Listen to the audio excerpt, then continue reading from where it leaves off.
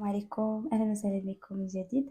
اليوم ان شاء الله غادي نوجد واحد الطاجين كيجي سهل، ما فيه لا لحم حتى شي حاجه، بدون اللحوم. كيجي غير بالخضره هكذا، كيجي صراحه زوين، كيجي حتى المذاق ديالو ما شاء الله كيجي بنين. فنحتاجو، خديت في بطاطا قطعتها دوائر، خديت بصله قطعتها حتى هي شرائح هكذا نصف دائره، خديت مطيشه قطعتها دوائر، والفلفله قطعتها على هذا الشكل. نضيف التوابل: الملحه، التحميره، خرقوم، والابزار.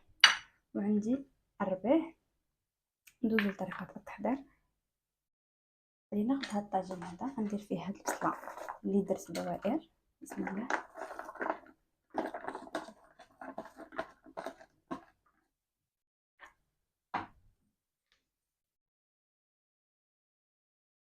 ونصطف عليها هاد البطاطا.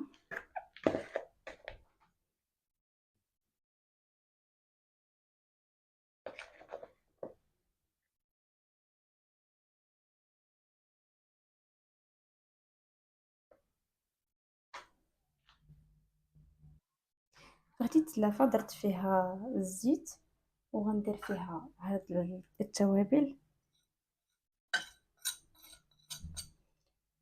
وغادي نزيد فيها الربيع،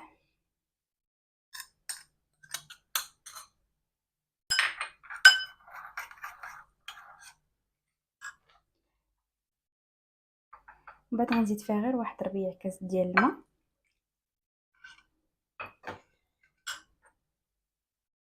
وغادي نسقي بها هاد الطاجين. من بعد ما درت هذيك البطاطا ودرت فوق منها الفلفله ومطيشه، غادي نسقي بها هاد العطريه هادي، وغنردو ان شاء الله يطيب.